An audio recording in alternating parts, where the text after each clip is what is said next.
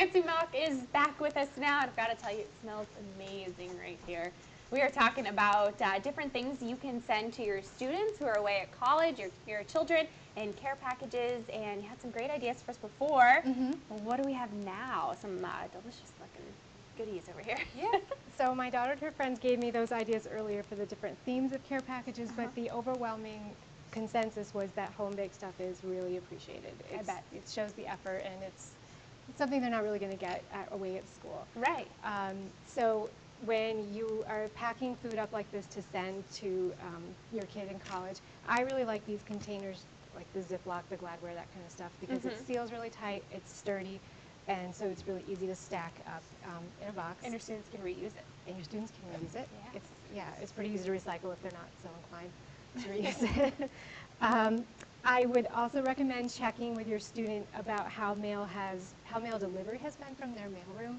I know that last year with my daughter, they were really swamped at the start of the school year, so some mail and some packages were sitting for a while. So definitely let your student know that a package is coming so that they can be persistent with their mailroom and checking for the package and making sure it doesn't sit there, because obviously it's perishable. Yeah, you don't want 3-week-old cookies. No, not so good.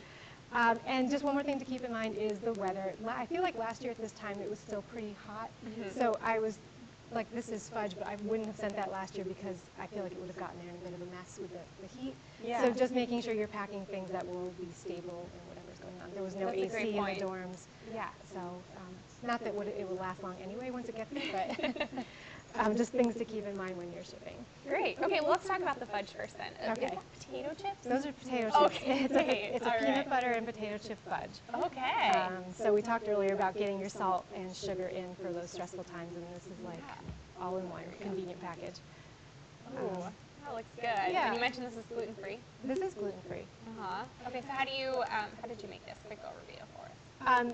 I tend to worry a little bit about fudge because it can be a little fussy, but if you use the recipe using marshmallow fluff, it actually works pretty smoothly. So it's just cooking the sugar and fluff together, adding the peanut butter in, spread it in the pan, layer it with chips, and it sets up in a few hours. Very cool. I've never seen fudge with potato chips on it.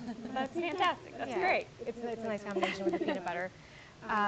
These are cookies that I know my daughter loves. They're intensely lemon shortbread sandwich cookies.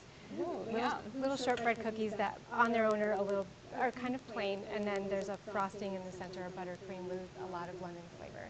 Ooh, sounds delicious. And this size dish has been nice because they stack up really snugly in there, so there won't be a lot of wiggle room when they're shipping. And hopefully they aren't in a million little pieces.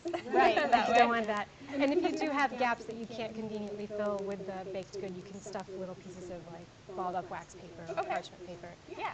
Because obviously the less movement in the box, the better. Right.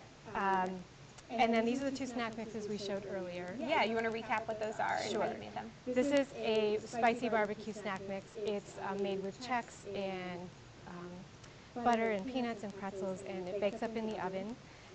That's okay.